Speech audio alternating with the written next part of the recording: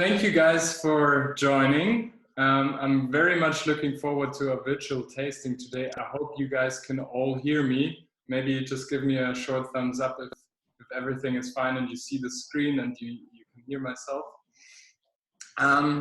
Yeah, welcome to the virtual tasting with Old Road Wine Company.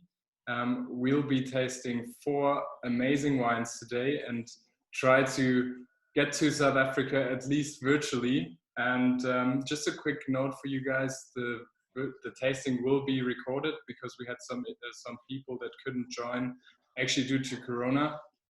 So we'll record it and they can watch the video afterwards. I hope that's fine.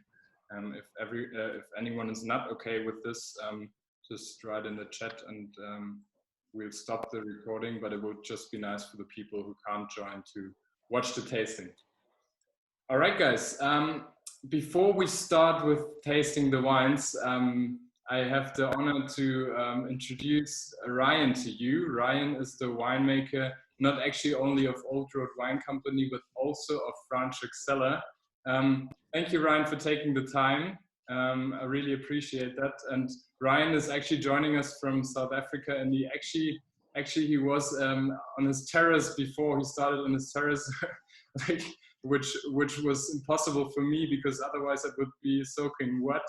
But yeah, thank you so much, Ryan, for joining. It's a pleasure, Moritz, and yeah, and thank you for giving me the opportunity to present my wines to you guys. I really appreciate it. Thanks, Ryan. And maybe you can say a few words about yourself, how you came into winemaking, how you started at Old Road and Franschhoek Cellar at the same time. Super nice to hear a few words about how you started all of this. Yeah, so I grew up, I didn't grow up in the Cape and I didn't grow up on a wine farm. I actually grew up in the central part of South Africa, also on a farm, but more on an irrigation farm. So we farmed with maize and wheat, barley, pecan trees. And when I was finishing school, I was always going to be in agriculture. And my dad said to me that, why do you want to study something that I can teach you? Go and study something else. And looked around this way and that way.